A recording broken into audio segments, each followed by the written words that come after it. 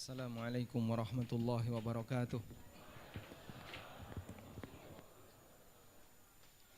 Alhamdulillahi rabbil alamin.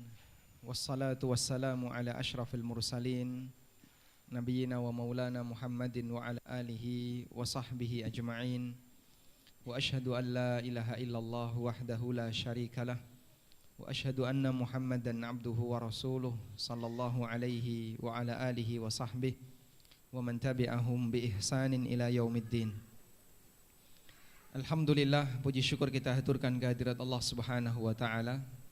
Dialah zat yang memberikan kita hidayah sehingga kita bisa bersama berkumpul dengan teman-teman ahlu sunnah insyaallah dalam komunitas jamaah ahlu sunnah. Dan itu sebuah anugerah besar bagi para ulama, sebab pertemuan ahlu sunnah antara satu dengan yang lain memberikan tambahan faedah. Salah satunya adalah bisa saling mengingatkan untuk beribadah kepada Allah Subhanahu wa taala. Apalagi ketika teman ahlu sunnah itu ada di dekat kita, yaitu keluarga kita sendiri. Sehingga kita berharap sebagaimana saat ini kita dikumpulkan oleh Allah di dunia di Masjid As-Salam Al-Ihsan. Sudah geser ya. Karena tertulis di pengumuman As-Salam tapi faktanya di Al-Ihsan. Semoga nantinya kelak kita dipertemukan kembali oleh Allah di surga. Tadi saya dikejutkan dengan adanya takbir 3 kali. Ini sholat Id. Kalau Id itu kan 7 sama 5. Ini kalau 3 itu sholat apa ya? Masya Allah. Biasanya muqaddimahnya ada takbir 3 kali gitu. Kadang-kadang. Baik. Barangkali maksud dari Ustadz Iman adalah membangunkan jamaah yang ngantuk. Karena kajian kita siang hari. Oleh karena itu kami minta tolong yang nyender sadar diri ya. Maksudnya jangan sampai tidur Pak ya. Baik. Boleh nyender yang merasa usianya 60 ke atas. Maka yang nyender itu identitas ya. Berapa Mas? Oh enggak nyender ya. Coba. Cuman mepet tembok aja kan. Nah. Alhamdulillah. Tema kajian kita membangun keluarga sakinah untuk bisa menggapai surga. Jamaah yang dimuliakan Allah Subhanahu wa taala, di antara nikmat yang diberikan oleh Allah Subhanahu wa taala kepada hambanya adalah nikmat bisa bertemu dengan orang yang dicintai. Dan tentu bagian dari orang yang kita cintai dalam kehidupan kita adalah atas bawah. Atas adalah orang tua, yang bawah adalah anak keturunan. Sehingga siapapun tentu berharap ketika dia berbahagia, dia juga bisa berbahagia bersama dengan anak keturunannya, bisa berbahagia bersama orang tuanya, bisa berbahagia bersama pasangannya. Karena bagian dari nikmat yang disediakan oleh Allah bagi hambanya adalah bertemu dengan orang yang dicintainya. Kebalikannya, bagian dari hukuman yang diberikan oleh Allah Subhanahu wa taala adalah dia dipisahkan oleh Allah taala dengan orang yang dia cintai. Karena itu Allah sebutkan dalam Al-Qur'an, kerugian yang sejatinya yang akan dialami oleh manusia di akhirat adalah orang yang merugikan dirinya sendiri dan merugikan keluarganya. Kalau kerugian yang disebab atau yang sifatnya merugikan diri sendiri mungkin kita paham. Lalu apa yang dimaksud merugikan keluarganya? Bagi yang bawa mushaf silahkan dibuka surat Az-Zumar ayat 15. Silahkan mushafnya dibuka, buka mushaf bukan HP ya. Gimana enggak jadi? Di HP-nya ada WA-nya Pak? Ada wawasan Al-Quran ada? Ada, baik. Silakan dibuka surat Az-Zumar ayat 15. Az-Zumar itu surat keberapa Ustaz? 39. Allah Subhanahu wa taala berfirman di surat Az-Zumar ayat yang ke-15. Qul innal khasirina alladzina khasiru anfusahum wa ahlihim yaumal qiyamah ala dzalika huwal khusranul mubin. Qul, katakanlah wahai Muhammad, innal khasirin, sesungguhnya orang yang rugi yang sebenarnya, alladzina khasiru anfusahum yaumal qiyamah, adalah orang-orang yang dia merugikan dirinya sendiri, wa ahlihim, dan keluarganya. Sesungguhnya orang yang rugi yang sebenarnya adalah orang yang merugikan dirinya sendiri dan keluarganya yaumal qiyamah, kelak di hari kiamat. Dan tadi sudah kita sebutkan mukaddimahnya, kalau kemudian orang rugi itu merugikan dirinya sendiri, insya Allah kita paham. Namanya orang rugi yang mencelakakan dirinya sendiri. Perbuatannya menyebabkan dia mendapatkan hukuman dari Allah Subhanahu wa ta'ala. Lalu apa yang dimaksud merugikan keluarganya? Sekarang coba kita lihat tafsir yang disampaikan oleh Al-Hafidh Ibnu Katsir rahimahullahu ta'ala. Beliau mengatakan, alladzina khasiru anfusahum wa ahlihim yaumal qiyamah, orang yang merugikan dirinya sendiri dan keluarganya di hari kiamat, maksudnya adalah tafaraqu falaltiqa'a lahum abada. Mereka berpisah sehingga mereka tidak pernah bertemu lagi selamanya. Mereka berpisah sehingga mereka tidak lagi pernah bertemu selamanya. Sawa'un dhahaba ahluhum ilal jannah wa qad dhahabuhum ilan nar. Dan itu ada dua keadaan, kata Al-Hafidh Ibnu Katsir. Keadaan yang pertama, orang yang dia terpisah dari keluarganya karena dia masuk neraka, sementara keluarganya bahagia di surga. Mungkin ada sebagian dalam sebuah keluarga tidak seragam agamanya, atau tidak seragam pemahaman agamanya. Yang satu muslim, yang satu non muslim misalnya. Maka yang muslim berbahagia di surga, yang non muslim terpisah, dia masuk ke dalam neraka. Ada juga misalnya yang beda pemahaman, yang satu ahlu sunnah tapi yang satu mu'tazilah misalnya. Atau yang satunya penganut khawarij, dia mengikuti sekte yang menyimpang dalam Islam. Dan orang seperti ini berbahaya karena dia mendapatkan ancaman dari Nabi SAW. Kata Al-Hafidh Ibnu Katsir, sawa'un dhahaba ahluhum ilal jannah wa qad dhahabuhum ilan nar. Bisa yang pertama adalah keluarganya naik ke surga, sementara dia malah nyemplung ke neraka. Au annal jami'a askanu finnar, atau dua-duanya masuk ke dalam neraka. Sehingga ketika keduanya masuk ke dalam neraka, la ijtima'a lahum wala surur, mereka tidak bisa saling bertemu dan tidak bisa merasakan kebahagiaan. Jadi kalaupun orang itu disiksa tapi masih bisa ketemu, masih bisa merasakan kebahagiaan. Bahagia dalam posisi apa? Dia ketemu keluarganya. Misalnya ya, dalam kasus ada orang yang dijajah oleh negara yang lain. Akhirnya karena faktor penjajahan ini, banyak di antara masyarakat di negara itu yang ditangkap, masukkan penjara, ada yang ditangkap kemudian dibunuh dan seterusnya. Sehingga masyarakat di tempat itu morat-marit Pak, gak karuan. Ada yang lari, ada yang dia masuk penjara, ada yang terbunuh, ada yang mati di jalan. A dan B ini anggap misalnya suami istri. Dalam posisi dua-duanya sebagai orang yang ditangkap oleh penjajah, oleh musuh. Lalu suatu ketika mereka dipertemukan, ketemu dalam satu sel misalnya. Kira-kira pada saat ketemu merasakan kebahagiaan enggak? Ini akan merasakan kebahagiaan. Meskipun dua-duanya dalam posisi disiksa, dalam posisi sedang dipenjara. Oleh karena itulah penduduk neraka, kalaupun suami istri sepakat dalam kekufuran, atau orang tua dan anak mereka saling melanjutkan praktek kekufuran, sampai akhirnya mereka mati dalam kondisi sebagai non muslim, lalu mereka dimasukkan ke dalam neraka, tidak dipertemukan oleh Allah Subhanahu wa taala. Padahal dua-duanya berada di tempat yang sama. Tapi neraka kan luas.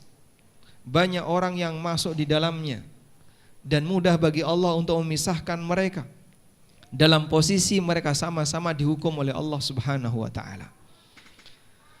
Maka kata Al-Hafidz Ibnu Katsir, "Au annal jami'a askanun nara walakin lajtima'a lahum wala surura."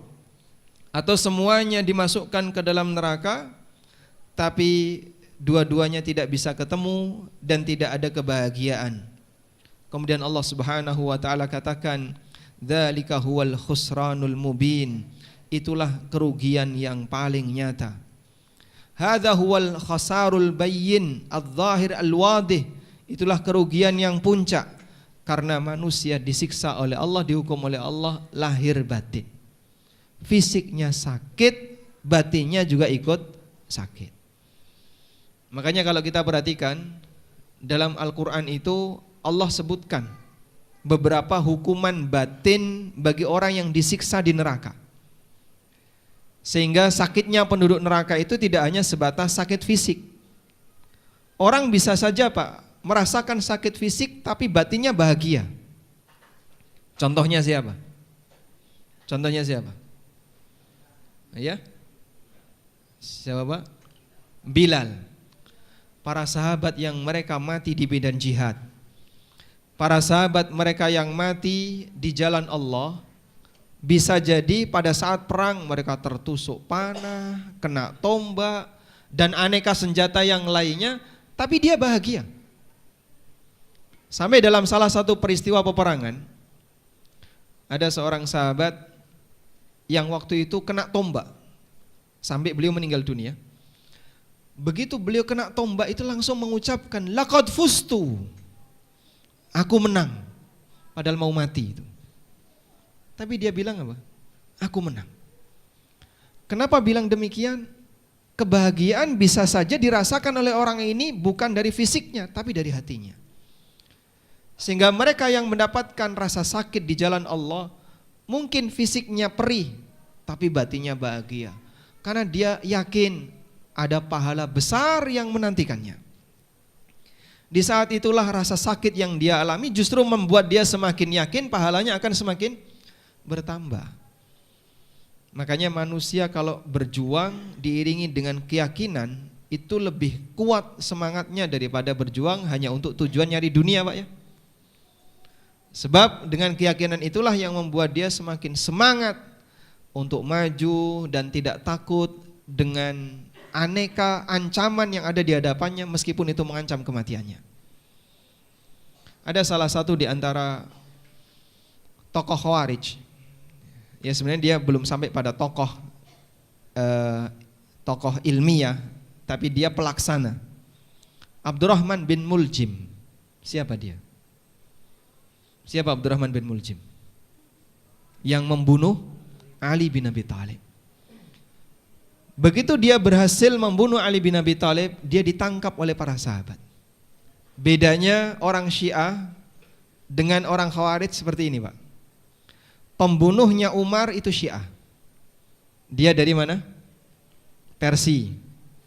Budaknya Al-Mughirah bin Syu'bah, berasal dari Persia. Namanya siapa? Abu Lu'lu' Al-Majusi.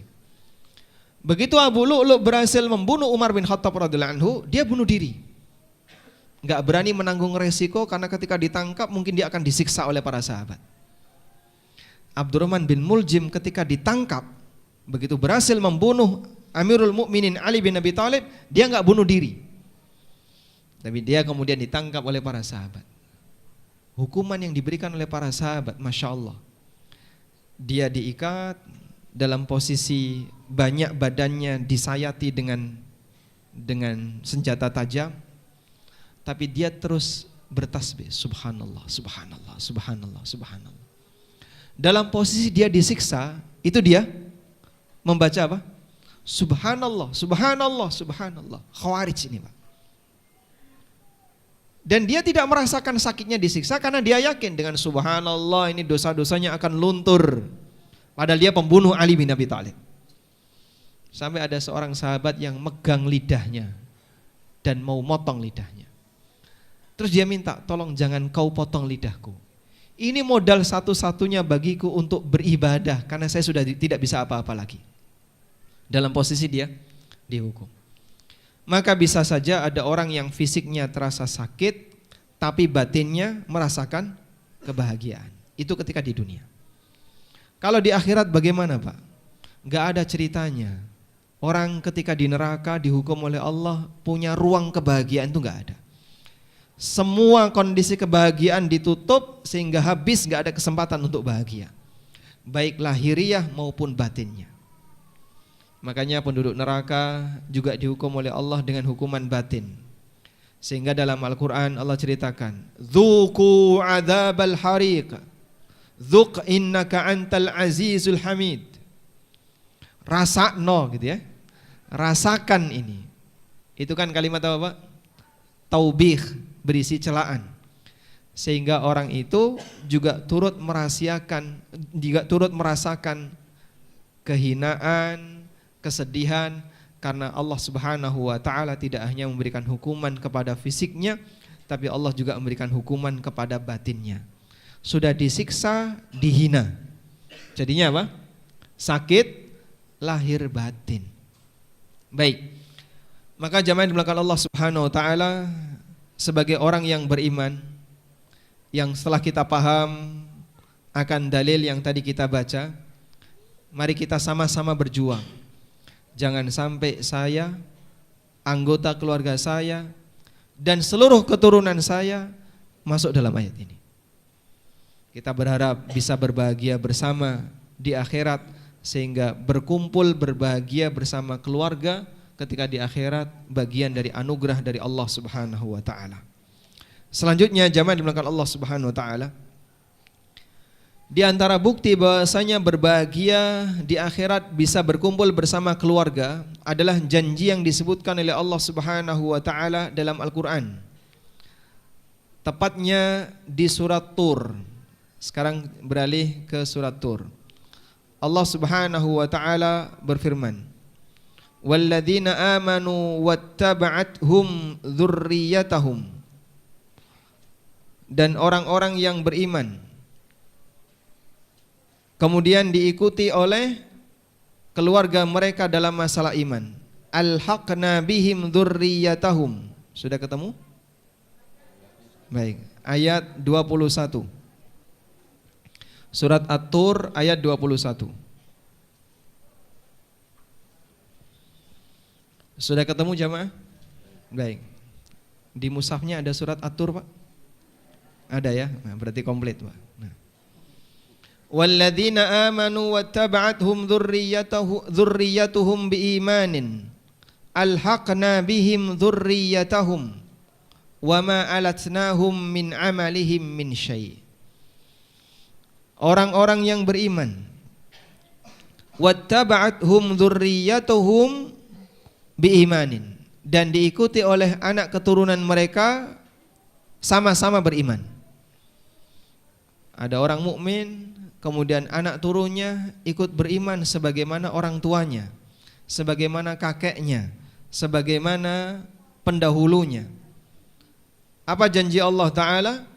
Alhaqna bihim dzurriyyatahum, maka akan kami kumpulkan mereka bersama dengan anggota keluarga mereka, bersama dengan keturunannya.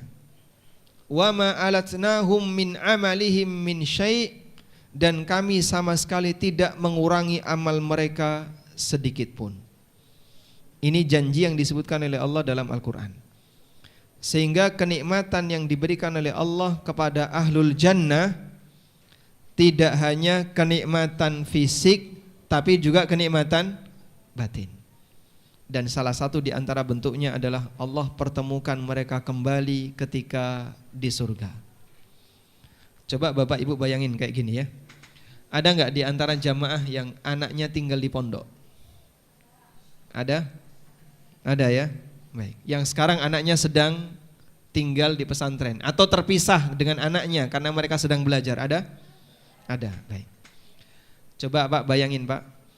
Di depan Bapak ada aneka makanan lengkap, semuanya sesuai dengan selera bapak dan bapak senang untuk memakan itu.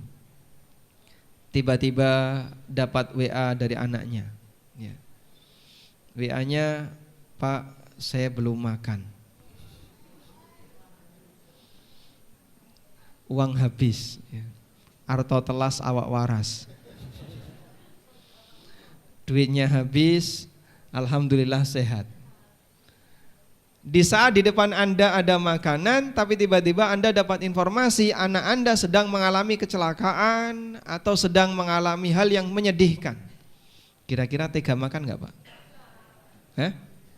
Tega, Pak? Gak tega?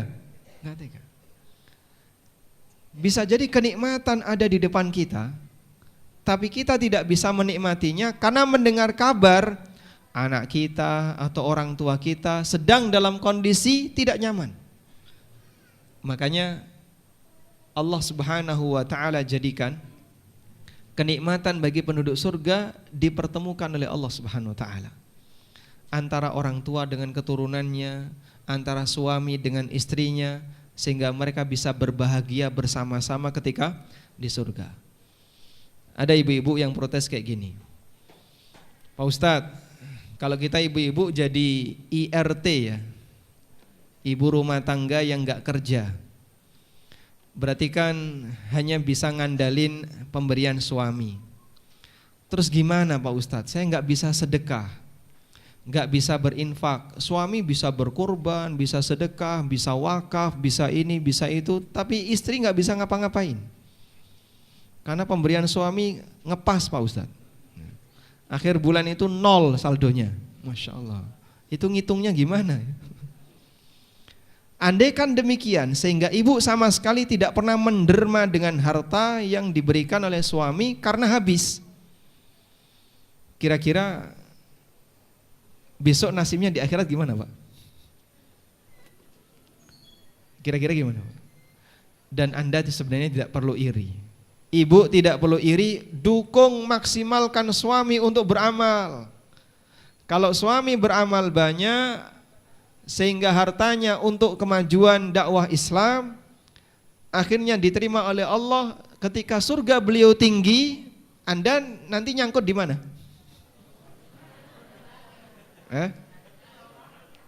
Nyangkut di got. Istrinya kemana kira-kira? Mendampingi, sehingga sama-sama mendapatkan posisi yang sama dengan suaminya.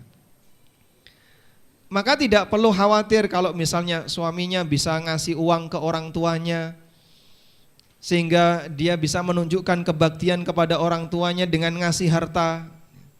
Tapi istri karena dia tidak kerja mau ngasih, kadang nyuri-nyuri duit suami ya, atau kadang sisa-sisa belanja yang dikasihkannya hanya sedikit, tidak bisa berbuat banyak untuk berbakti kepada kedua orang tuanya.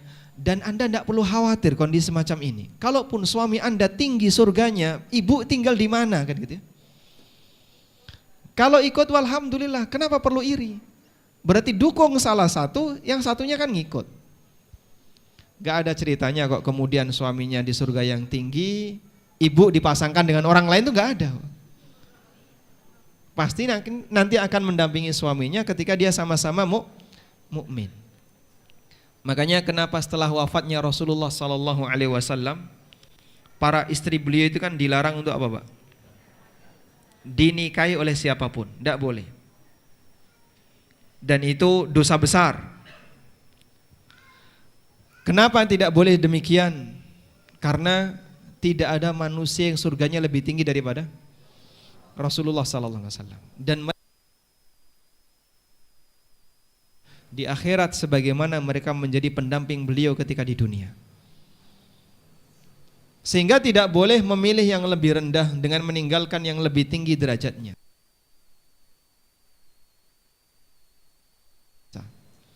Aisyah ketika ditinggal wafat oleh Nabi SAW usianya 20-an tahun. Dan beliau meninggal di usia 60-an tahun. 40 tahun. Mungkin kalau orang zaman sekarang gak kuat itu. Karena dia di usia 20 kan masih sangat produktif ya. Bahkan usia awal-awal nikah muda. tapi bertahan sampai wafat. Demikian pula Ummul Mukminin yang lain. Dan mereka selalu menjaga kehormatan ketika ditinggal wafat oleh suaminya. Saudah bintu Zam'ah, siapa beliau? Istri Nabi SAW yang keberapa? Yang kedua. Pasca wafatnya Khadijah, beliau nikah dengan, setelah wafatnya Nabi, terlihat keluar rumah sampai jenazahnya dikeluarkan. Itulah contoh bagaimana perjuangan Ummahatul Mukminin. Dari sisi amal, gak ada manusia yang amalnya menyamai Nabi, gak ada. Tapi status posisi mereka sebagai istri Rasulullah SAW akan membersamai suaminya ketika mereka berada di akhirat. Makanya dalam posisi ini, ketika kita yakin bahwa suami istri itu bertemu, sebenarnya tidak perlu ada iri semacam ini ya. Ketika suaminya ngasih ke orang tuanya, biasanya kan istri terus gimana, Pak? Iri ya, iri. Kadang kita juga heran. Wahai para ummahat, Anda lebih pilih mana? Suami Anda ngasih uang ke ibunya atau ke istri orang lain?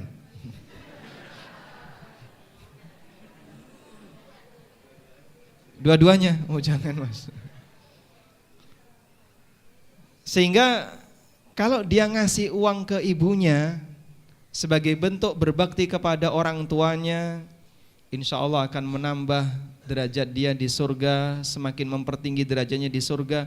Anda itu tidak kalah dalam masalah ini, karena nanti kalaupun diterima oleh Allah dan surga suami semakin tinggi, istrinya ngikut.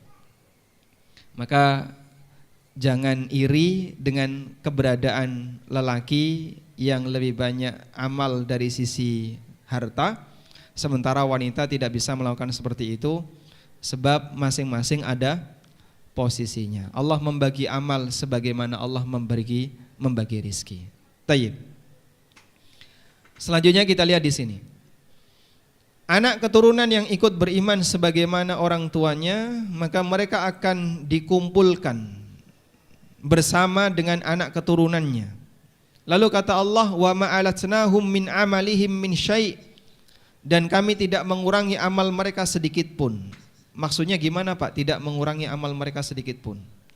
Coba saya kasih ilustrasi kayak gini ya.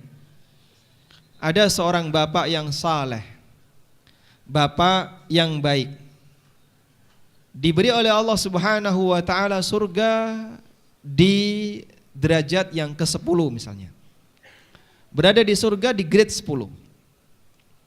Anaknya karena tidak bisa soleh seperti bapaknya, dia diberi derajat surga di grade nomor 5. Sebab tingkatan surga itu berbanding lurus dengan apa? Ketakwaan dan kesolehan. Yang lebih soleh di atas, yang kurang soleh di bawah. Baik. Lalu bagaimana cara Allah Subhanahu wa ta'ala mempertemukan orang tua dengan anaknya ini, padahal mereka berada di tingkatan surga yang berbeda? Ada dua kemungkinan.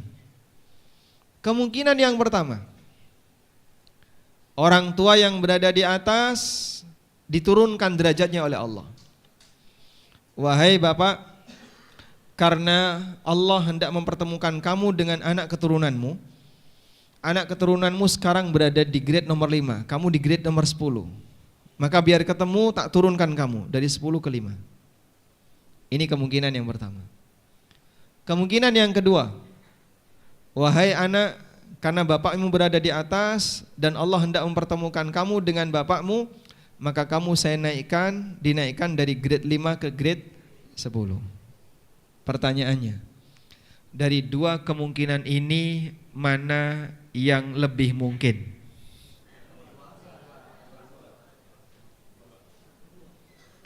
Dari dua kondisi ini mana yang mungkin terjadi? Naik. Kenapa enggak turun? Ya. Karena Allah tidak mengurangi apa Pak? Amal. Sehingga makna dari ayat di lanjutannya itu wa ma alatnahum min amalihim min syai'. Ada terjemahannya enggak Qur'annya, Pak? Ada. Pak dibaca. Ada mikrofon Ustaz. Silahkan dibacakan terjemahannya itu. Itu ada terjemahannya.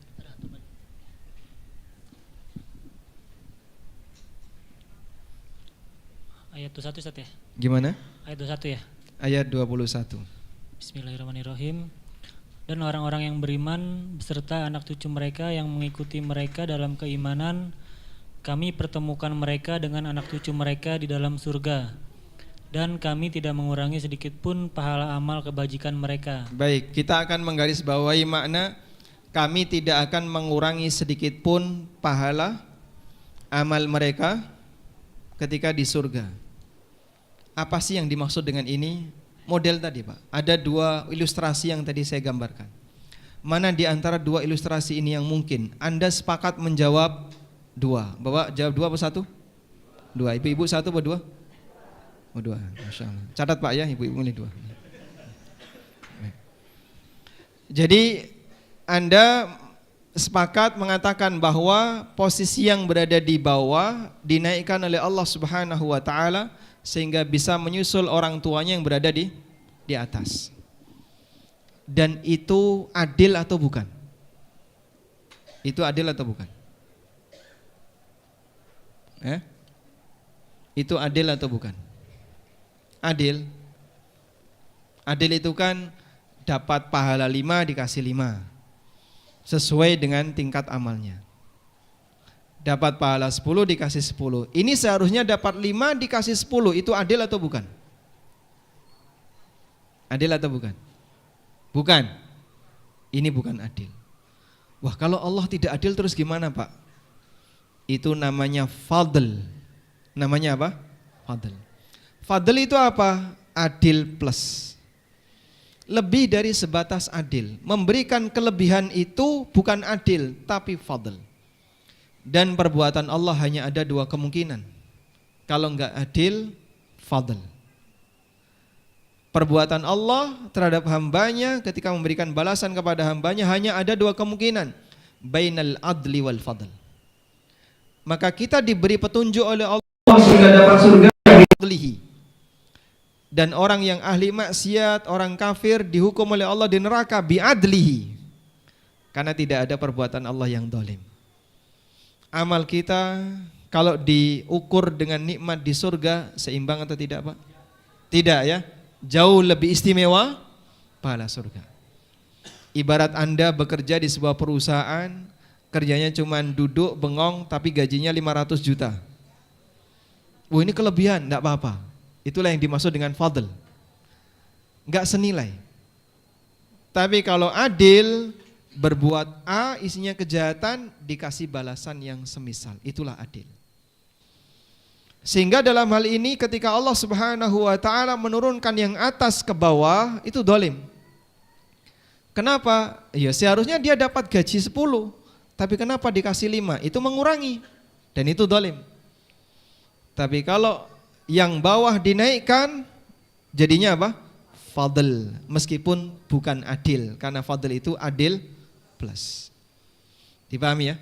Baik.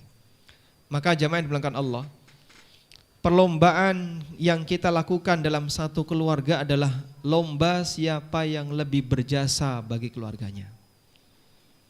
Dan jasa terbesar orang tua kepada keluarganya adalah ketika dia berusaha menggapai surga yang tinggi, biar nanti anak-anaknya ikut naik ke surga yang lebih tinggi.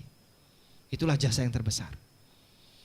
Bukan bisa bangunin rumah, bukan bisa ngasih hadiah mobil, bukan bisa ngasih Rubicon, bukan. Tapi siapa yang bisa menghadiahkan untuk anaknya derajat surga yang tertinggi, yang lebih tinggi daripada yang seharusnya dia terima, di saat itulah anugerah terbesar yang diberikan oleh orang tua kepada anaknya. Sebagaimana pula yang terjadi pada anak ketika dia ingin berjasa kepada orang tuanya. Contohnya bagaimana Pak? Dia berusaha untuk berjuang agar bisa ngasih mahkota kepada orang tuanya. Caranya gimana Mas? Menjadi penghafal Al-Quran. Mungkin kita ketika di dunia ini punya harapan ya, semoga bisa menghajikan orang tua, Kalau orang tuanya belum punya rumah, pingin bisa menyediakan rumah untuk orang tua, menghadiahkan mobil untuk orang tua. Itu rata-rata harapannya demikian. Orang tua kepada anak bisa ngasih warisan yang banyak. Anak kepada orang tua bisa membahagiakan dengan diberangkatkan haji atau diberangkatkan umroh atau dikasih hadiah kendaraan atau tempat tinggal. Tapi itu belum puncak. Puncaknya adalah ketika Anda anugerahkan kepada orang tua sebuah pakaian kemuliaan dan mahkota di akhirat disebabkan Anda dekat dengan Al-Quran. Maka jangan sampai bagi bapak ibu yang ketika naruh anaknya di pesantren ya. Ketika kita naruh anak itu di pesantren kan mungkin harapan kita dalam urusan dunia kayaknya nggak ada. Kamu nanti kalau lulus di sini mau ngambil jurusan apa? Di UI ada kedokteran, ada jurusan teknik, ada ini. Tapi lulusan pesantren kayaknya nggak masuk yang sini, Pak. Dulu ya, dulu. Sebelum mereka bisa bersaing di tempat-tempat seperti ini. Saya pernah ngajar di pondok ya, di salah satu pondok pesantren di Jogja. Anak-anak yang kelas 3, Pak, itu mau ngomong ya, nyampaikan ke saya. Pak Ustadz, saya takut lulus. Kenapa takut lulus? Madesu. Jadi tergambar dalam diri mereka itu, tahu madesu, Pak? Masa depan suram. Mau daftar kuliah di sini nggak bakalan diterima, mau wirausaha belum tentu berhasil, nggak punya pengalaman. Daftar di rata-rata kan kalau nggak Madinah, Lipia, kalau nggak gitu ya kampus sekitarnya.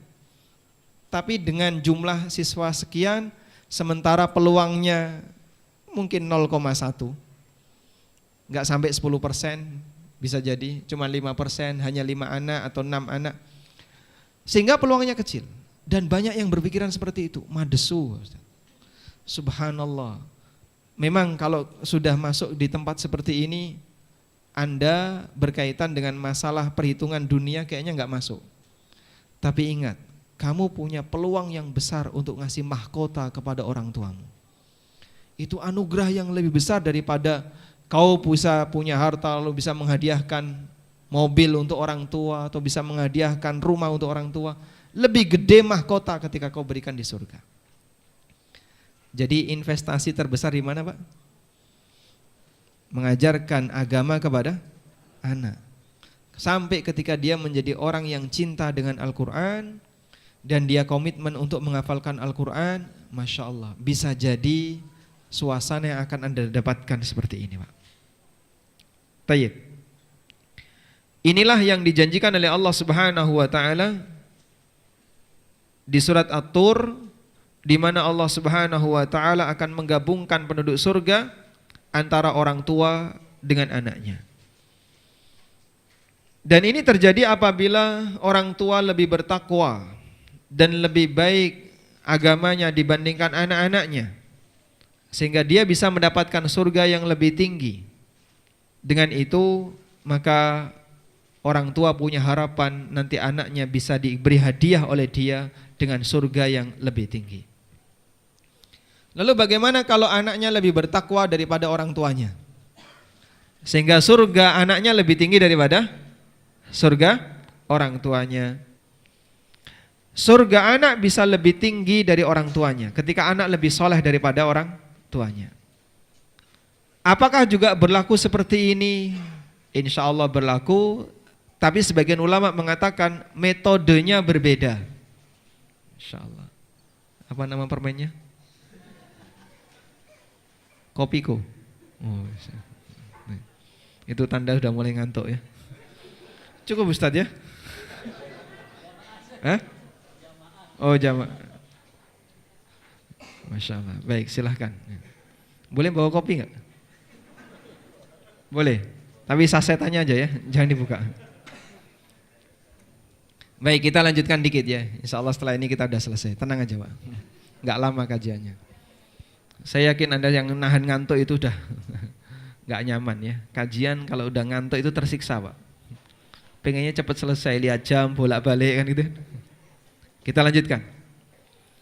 apabila anak lebih bertakwa kepada orang tuanya, bagaimana caranya orang tua bisa naik ke surga yang lebih tinggi? Jawabannya adalah dengan istighfar yang dibaca oleh anak untuk orang tuanya. Sehingga disebutkan dalam hadis yang sahih, ada orang tua yang mendapatkan derajat surga yang tinggi. Sampai dia terheran dan dia mengatakan, "Anna lana hadza?" Dari mana saya kok bisa mendapatkan derajat seperti ini? Lalu dijawab kepadanya, fayuqalulah, maka dijawab kepadanya, bistighfari waladika laka, dengan istighfar yang dibacakan oleh anakmu untukmu. Anugerah itu tidak ternilai, subhanallah. Dan orang yang saleh akan lebih sering ingat orang tuanya dan lebih sering istighfar untuk orang tuanya daripada yang kurang saleh. Anak yang kurang saleh, Pak, umumnya ingat orang tuanya yang sudah mati itu hanya 3 hari, 7 hari, 40 hari, setahun, terus 1000 hari, dah selesai. Sama warisan. Tapi kalau anak itu anak yang saleh, gak ada batasan waktu sampai 1000 hari ya. Yang penting kan sudah nyembelih kerbau 1000 hari selesai, Pak.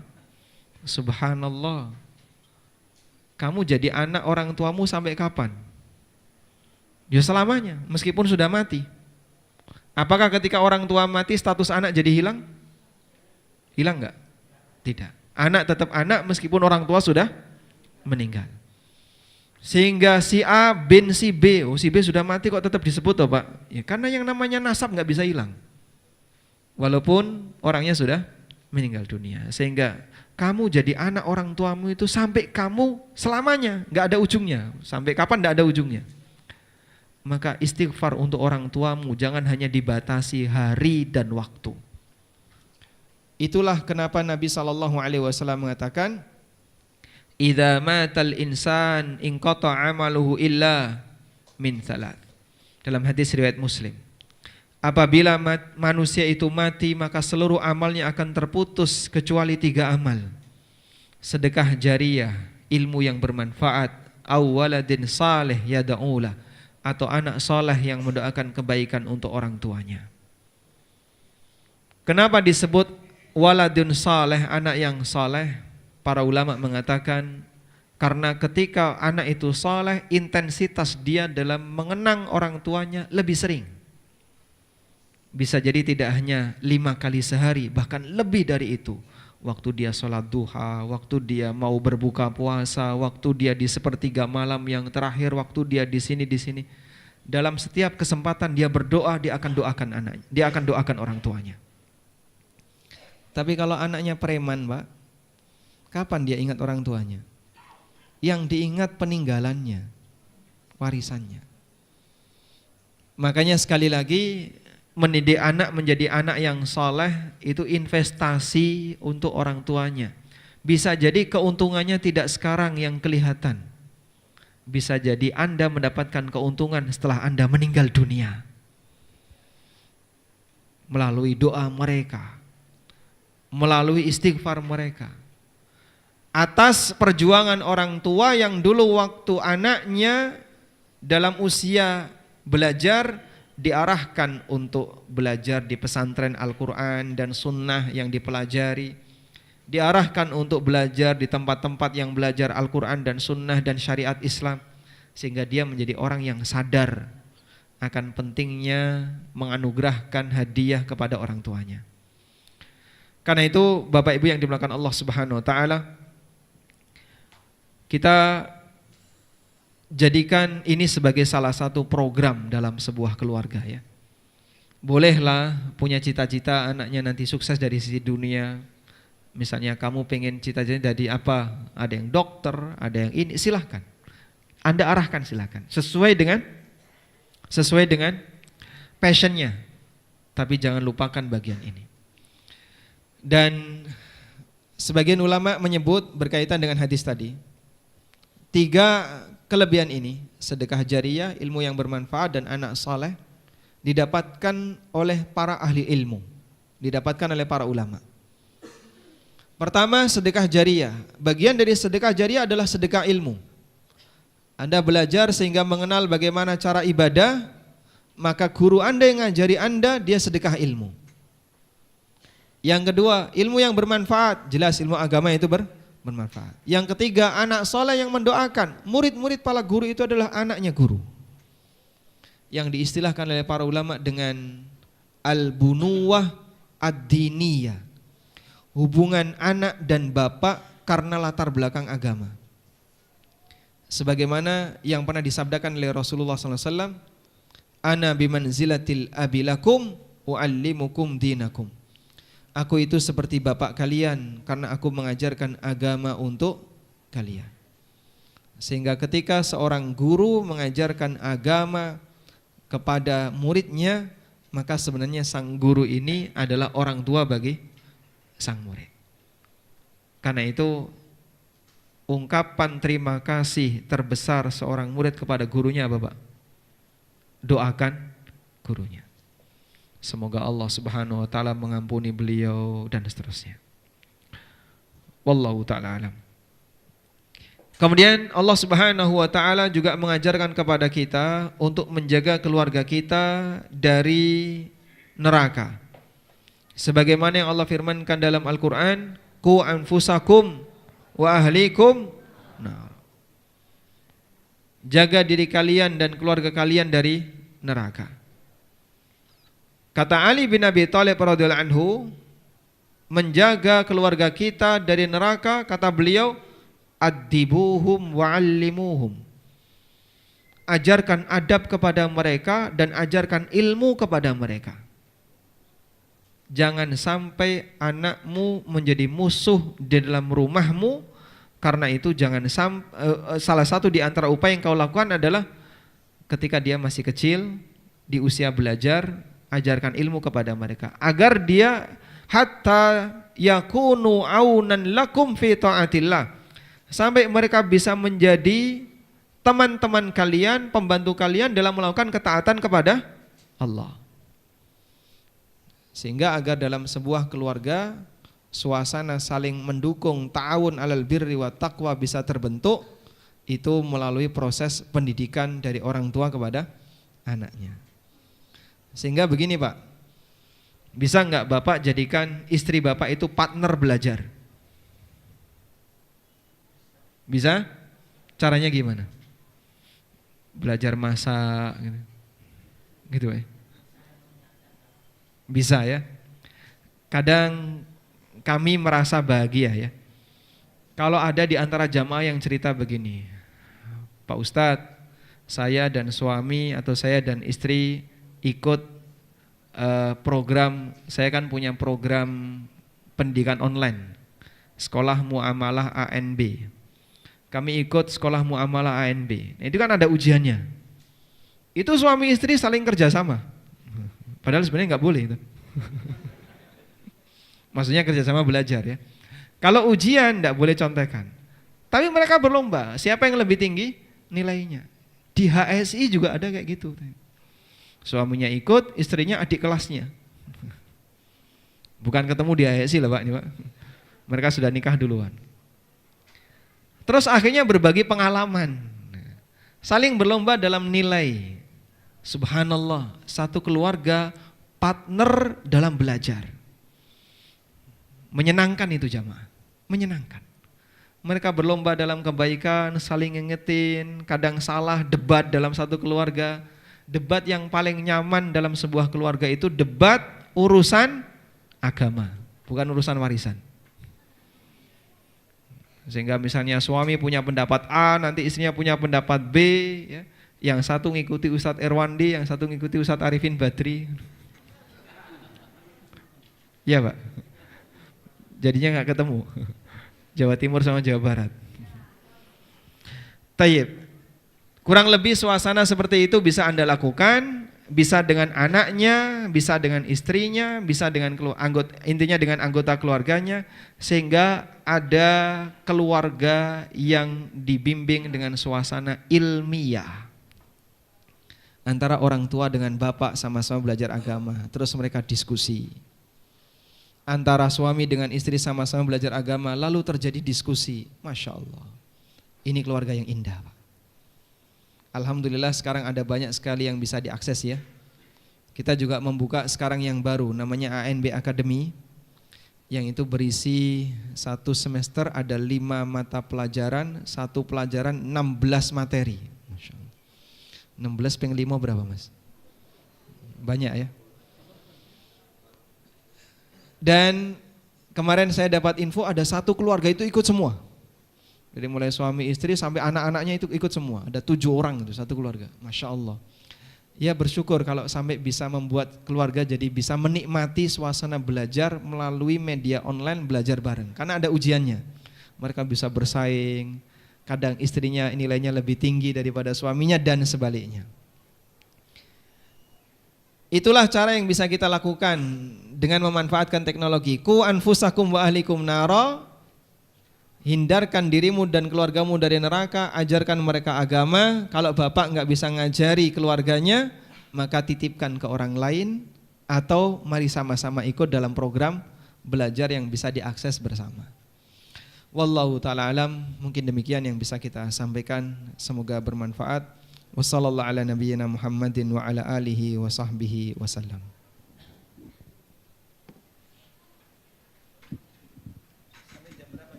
Baik jamaah sekalian, subhanallah materi kita pada pagi hari ini mengajak siang hari ini.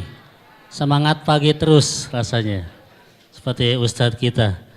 Alhamdulillah memberikan pencerahan kepada kita semuanya dan betul-betul menegur kita semuanya, terutama kita para ayah, para ibu, untuk mengajak anak-anak kita, keluarga besar kita tidak hanya bahagia kita di dunia, tapi bahagia sampai akhirat menjadi penghuni surganya Allah Subhanahu wa taala. Alhamdulillah masih ada kesempatan kurang lebih 15 menit lagi untuk kita tanya jawab. Ibu atau bapak bertanya, nanti Ustadz yang menjawab, ya, bukan saya. Ya, silahkan ada pertanyaan? 1, waduh ada 10. Yang dekat dulu Bu ya, tolong dibantu mic-nya, 1 lagi.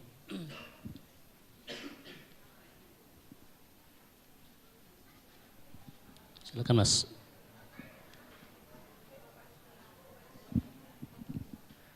Bismillahirrahmanirrahim.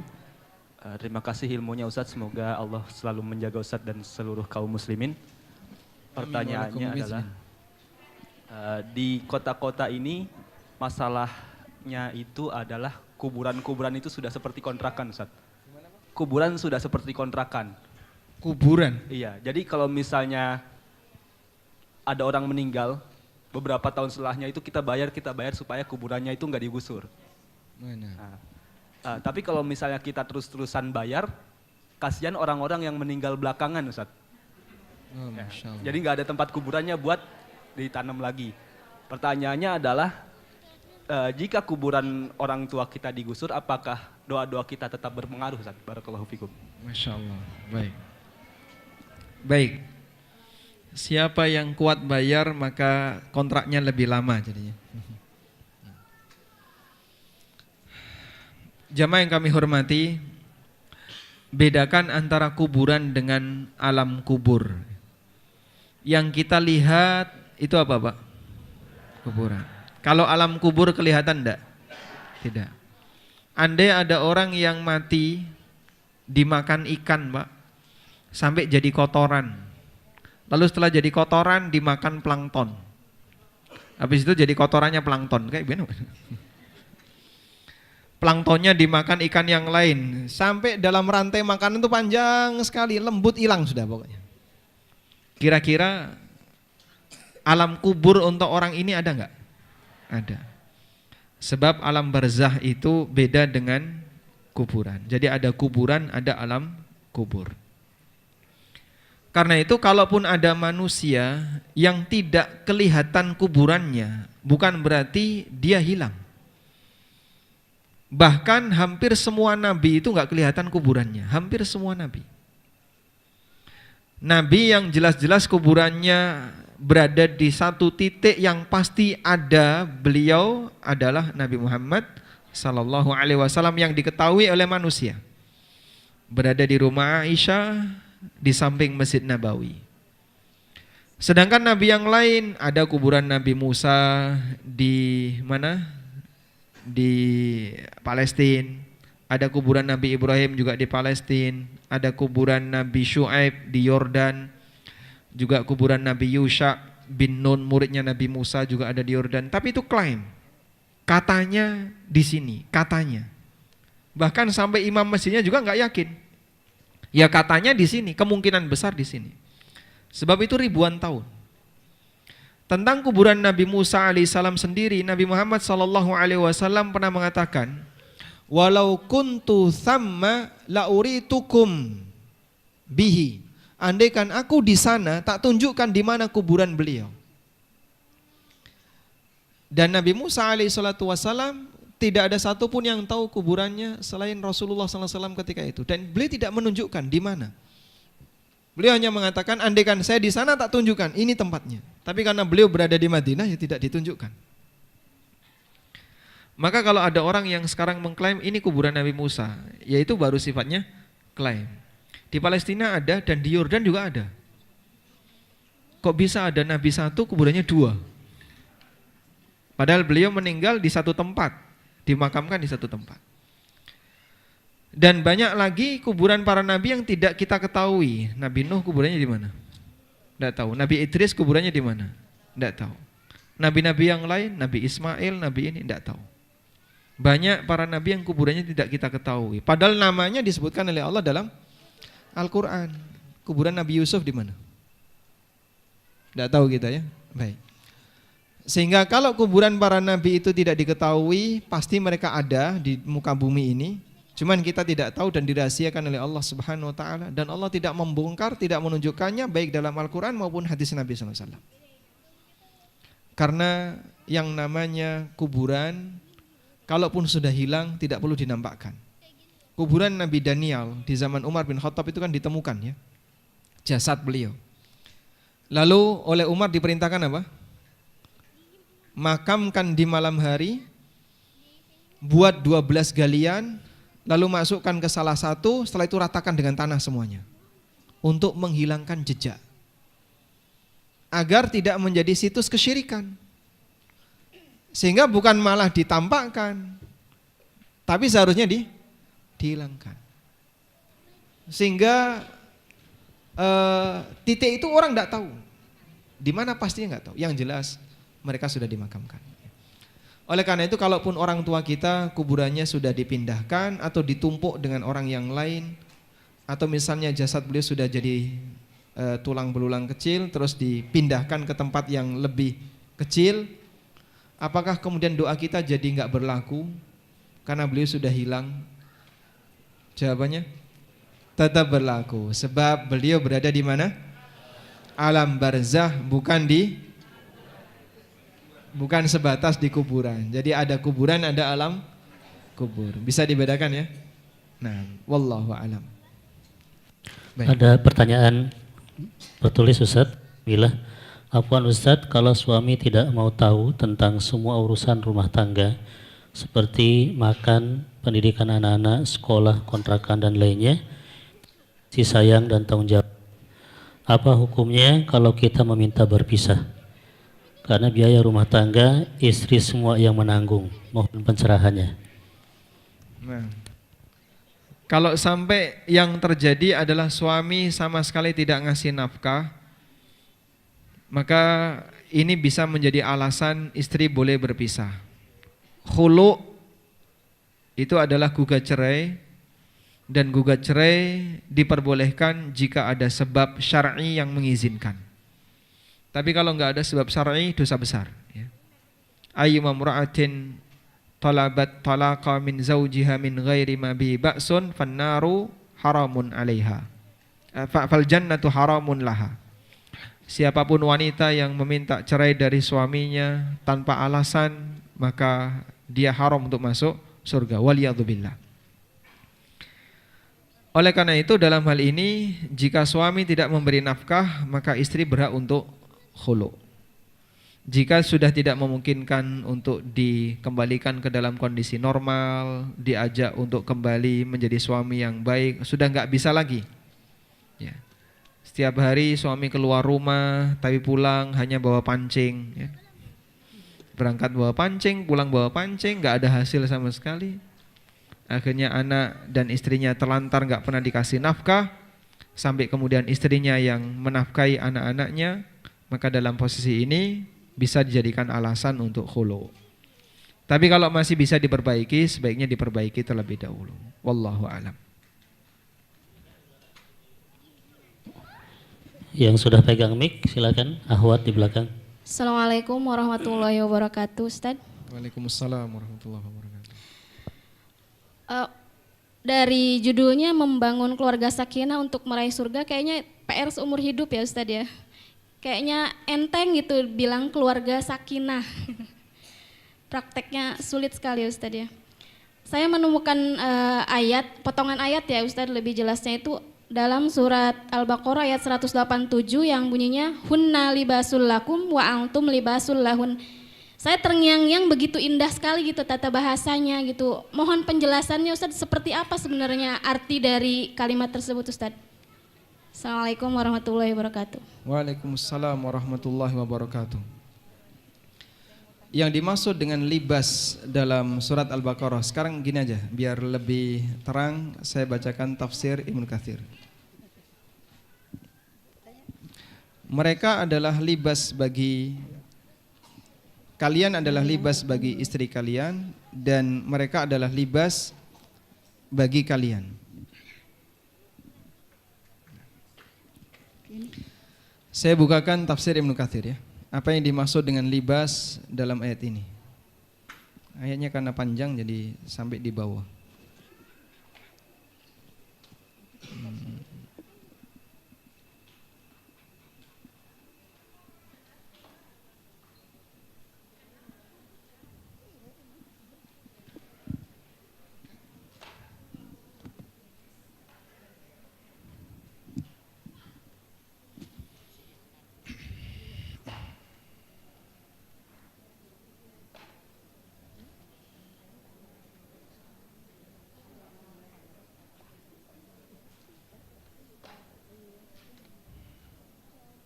Ketemu Ustaz? Ada yang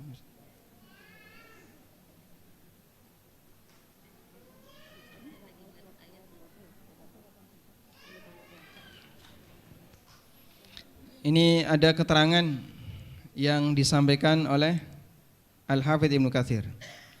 Hunna libasul lakum wa antum libasul lahun, qala Ibnu Abbas wa Mujahid wa Sa'id bin Jubair wal Hasan wa Qatadah wa Sudi. Ada keterangan dari Ibnu Abbas, Mujahid muridnya Ibnu Abbas, Sa'id bin Jubair juga muridnya Ibnu Abbas, Hasan al-Basri, Qatadah bin Di'amah muridnya Anas bin Malik, kemudian Imam As-Sudi, Muqatil bin Hayyan, kata mereka, yakni maksudnya adalah hunna sakanun lakum wa antum sakanun lahun. Mereka adalah sumber ketenangan bagi kalian dan kalian adalah sumber ketenangan bagi mereka. Sehingga suami bisa lebih nyaman ketika bersama istrinya dan istri lebih nyaman ketika bersama suaminya. Wa qala Ar-Rabi' bin Anas, dan kata Ar-Rabi' bin Anas, hunna lihafun lakum wa antum lihafun lahun. Mereka ibarat selimut bagi kalian dan kalian seperti selimut bagi mereka.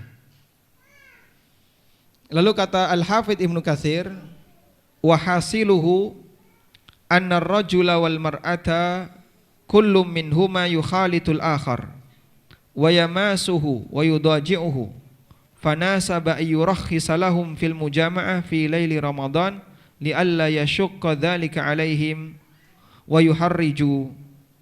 Kesimpulannya adalah bahwa seorang lelaki dan wanita mereka berinteraksi antara satu dengan yang lain dan mereka melakukan hubungan badan. Lalu Allah Subhanahu wa taala berikan keringanan kepada mereka untuk melakukan hubungan badan di malam Ramadan agar ini tidak memberatkan mereka. Karena kaitannya dengan ayat ini adalah firman Allah yang berisi kehalalan untuk melakukan hubungan badan ketika di malam Ramadan. Sehingga ditafsirkan oleh Ibnu Abbas, ketika kalian punya pasangan, maka kalian bisa mendapatkan ketenangan ketika bersama pasangan kalian. Dalam arti dihalalkannya hubungan badan di malam Ramadan. Saya pernah mendengar ada yang menafsirkan kayak gini, hunna libasul lakum wa antum libasul lahun, maksudnya saling menutupi aib. Tapi wallahu alam, beliau hanya menyampaikan itu dan tidak menyebutkan referensi. Tapi kalau kata Rabi bin Anas, digambarkan sebagaimana selimut, karena ketika suami istri melakukan hubungan badan, satu sama lain saling menutupi. Wallahu alam. Ini penjelasan yang disebutkan di tafsir Ibnu Katsir. Nah, kemudian ada enggak penjelasan dari tafsir yang lain? Ini saya bukakan Al-Baghawi tapi tidak menyinggung secara spesifik kalimat itu.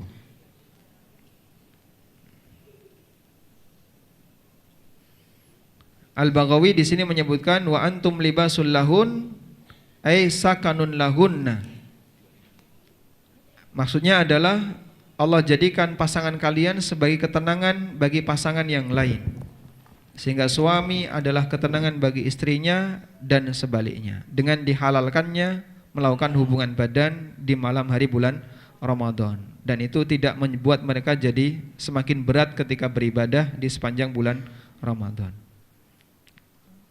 Wallahu a'lam. Silakan, ada dari depan, Ikhwan sebelah kanan. Ya, Assalamualaikum warahmatullahi wabarakatuh. Waalaikumsalam warahmatullahi wabarakatuh. Ustadz, mohon motivasinya bagaimana jika seseorang itu sedang merasakan futur karena dia terlalu lelah di tempat kerja, jadi setelah pulang kerja itu di rumah terasa kurang semangat untuk beribadah, jadi terasa sedikit futur dan jadi nggak bisa banyak beribadah dengan pasangannya. Barakallahu fikum. Barakallahu fiik. Ada ibadah orang sibuk dan ada ibadah orang yang lebih longgar ya. Beberapa sahabat yang sibuk itu diberi oleh Nabi SAW amalan harian yang lebih ringan. Contohnya Abu Hurairah. Kenapa beliau sibuk, Pak? Karena harus mengemban 5.000 hadis. Sehingga Abu Hurairah yang memiliki 5.000 hadis itu beliau ulang setiap hari agar enggak hilang. Dan itu butuh waktu, Pak. Coba bayangkan jenengan atau Bapak Ibu membaca Sahih Bukhari. Sahih Bukhari itu isinya 7.000 hadis. Ya, berarti anggaplah misalnya 3/4 dari Sahih Bukhari. Ketika kita membaca 3/4 dari buku Sahih Bukhari, itu sudah cukup makan banyak waktu. Abu Hurairah seperti itu. Tugas setiap hari yang beliau lakukan dalam rangka menjaga hafalannya itu murojaah. Maka Nabi SAW mengasih kepada beliau amalan yang ringan. Apa saja, Pak? 1, puasa 3 hari setiap bulan. Yang kedua, witir sebelum tidur. Yang ketiga, sholat duha 2 rakaat. Dan itu dikerjakan setiap hari. Ausani khalili bithalat. Kekasihku yaitu Rasulullah SAW memberikan wasiat kepadaku dengan 3 amalan, 3 tadi yang disebutkan. Karena itu bagi Anda yang sibuk, minimal jangan tinggalkan amalan sunnah yang ringan, yang bisa dirutinkan. Sehingga kalau sudah nggak sanggup lagi karena kecapean, di rumah pinginnya langsung istirahat, witir jangan sampai bablas, tetap dijaga. Kalaupun Anda tidak kuat untuk puasa sunnah banyak-banyak, ya minimal mungkin 3 hari setiap bulan dijaga. Kalau Anda tidak bisa sholat duha dalam jumlah yang banyak, kalau bisa 2 rakaat dijaga. Insya Allah seperti inilah yang bisa kita lakukan untuk selalu menjaga hubungan kedekatan dengan Allah, rutin meskipun sedikit, lebih dicintai oleh Allah daripada banyak tapi hanya sekali. Wallahu a'lam. Terakhir ini. Alhamdulillah. Jika tidak ada lagi. Pertanyaannya lewat YouTube Ustaz. Bismillah. Assalamualaikum warahmatullahi wabarakatuh. Waalaikumsalam warahmatullahi Maaf wabarakatuh. Ustadz, mau tanya bagaimana kalau suami susah sholat, anak yang susah payah diajarin sholat juga, kalau di rumah susah diajak sholat karena mencontoh ayahnya, bagaimana solusinya? Dalam posisi ketika panutan yang baik tidak ada di rumah, berarti Anda bisa pindahkan dia ke tempat yang lain, biar bisa mendapatkan panutan yang lebih baik. Misalnya bapaknya pemalas, tukang ngerokok, atau praktek yang lain yang kayaknya tidak bagus kalau sampai ditiru oleh anaknya. Ibu yang sadar akan masa depan anak biar dia bisa menjadi anak yang soleh, Anda bisa titipkan ke pondok pesantren. Ya, daripada nanti di rumah dia nggak punya contoh yang baik, taruh di mana? Pondok. Di pondok alhamdulillah kawan-kawannya berbuat taat kepada Allah. Ustadz dan ustadzahnya ikut berbuat taat kepada Allah, beribadah kepada Allah, semoga jadi motivasi bagi dia. Itu yang kira-kira bisa jadikan sebagai solusi. Jadi nanti tanggung jawab suami ya dia sendiri, dan posisi Anda sebagai istri ingatkan sebisa yang dilakukan, doakan semoga ada perubahan. Baik. Wallahu a'lam. Tapi ini maaf Ustadz, ada satu lagi ini. Oh Masya Allah. Ini sebaliknya ya. Ustadz, mohon maaf, bagaimana menghadapi istri yang punya sifat suuzon terus, berlebihan, dan overprotective confident, adanya cekcok mulu, gimana ini Ustadz?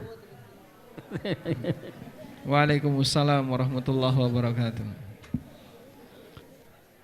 Inilah ujian ya. Allah Subhanahu wa taala jadikan antara satu manusia dengan manusia yang lain itu menjadi sumber ujian. Allah berfirman di surat Al-Furqan, wa ja'alna ba'dakum li ba'din fitnah atasbirun.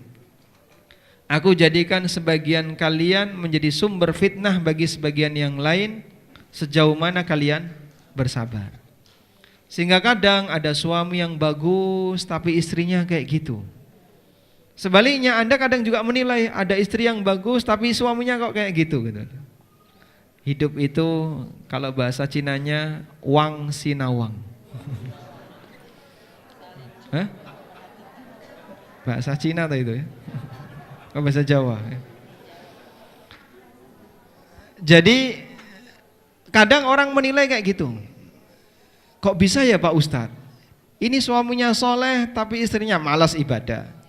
Yang ini istrinya rajin ibadah, suaminya yang malas ibadah. Kenapa ini nggak dipasangkan dengan itu, yang ini dipasangkan dengan ini? Kan klop jadinya. Emang yang ngatur jodoh kamu? Kalaupun sampai terjadi, ini pembenaran dari firman Allah. Allah jadikan antara satu manusia dengan yang lain, mereka menjadi sumber fitnah. Atasbirun, sejauh mana mereka bersabar. Dan Anda tidak perlu kaget. Ada orang soleh tapi istrinya kafir. Contohnya siapa? Istrinya Nabi Lot dan Nabi Nuh. Sampai Allah jadikan sebagai perumpamaan. Daraballahu mathalan lilladzina kafaru imra'ata Nuh wa imra'ata Lut. Allah buat perumpamaan tentang orang kafir itu seperti istrinya Nabi Nuh dan istrinya Nabi Lot. Orang yang dekat dengan Nabi tapi nggak ngefek sama sekali, sebab hidayah itu tidak turun karena alur kenabian. Sehingga keturunan Nabi belum tentu jadi orang saleh, sebagaimana istri Nabi juga belum tentu jadi orang saleh. Itu jadi pelajaran bagi manusia. Kamu dekat dengan orang saleh belum tentu jadi orang saleh. Tetangganya kiai tapi ora tahu ngaji, ya percuma saja. Dia hanya bisa mendapat kebanggaan. Alamat bapak di mana? Oh, saya tetangganya kiai ini. Udah di situ aja. Tapi nggak pernah dapat ilmunya. Bisa jadi orang yang jauh dari seorang ahli ilmu, tapi dia bisa dapat ilmu karena datang mendekat. Makanya hidayah diberikan oleh Allah sesuai dengan siapa yang Dia kehendaki. Karena itu, bagi Anda yang misalnya dalam posisi ada istri yang lebih rajin ibadah dibandingkan suaminya, istri perlu bersyukur, semoga saya menjadi pioner kebaikan dalam keluarga. Pahala Anda bisa jadi lebih besar dari suami. Karena yang jadi sebab dapat hidayahnya anak, dapat hidayahnya suami bisa jadi istrinya. Dan sebaliknya, suami yang lebih baik daripada istrinya dalam satu keluarga, bisa jadi dia menjadi pioner dan menjadi sebab istri dan anaknya dapat hidayah. Nanti pahala dia makin besar. Sehingga dalam posisi ini, untuk pengamanan dulu, silahkan anak ditaruh di tempat yang tidak sampai terpengaruh dan terkontaminasi dengan keluarganya. Sedangkan pasangannya ini saling berjuang untuk mempengaruhi. Sebab hakikat dari hidup adalah saling mempengaruhi. Wallahu a'lam. Cukup Ustaz? Alhamdulillah. Walhamdulillahirabbil alamin. Demikian yang bisa kita sampaikan. Kajian kita cukupkan sampai di sini karena Anda belum makan siang. Sudah? Belum ya, banyak yang belum ya. Semoga Allah Subhanahu wa taala jadikan ilmu yang kita pelajari ilmu yang bermanfaat. Allahumma anfa'na bima 'allamtana wa 'allimna ma yanfa'una warzuqna ilma. Rabbana hab lana min azwajina wa dhurriyyatina qurrata a'yun waj'alna lil muttaqina imama. Rabbana atina fid dunya hasanah wa fil akhirati hasanah wa qina adzabannar. Wa sallallahu ala nabiyyina Muhammadin wa ala alihi wa sahbihi wa sallam wa akhiru da'wana anil hamdulillahi rabbil alamin. Wassalamualaikum warahmatullahi wabarakatuh. Waalaikumsalam warahmatullahi wabarakatuh. Kita hatur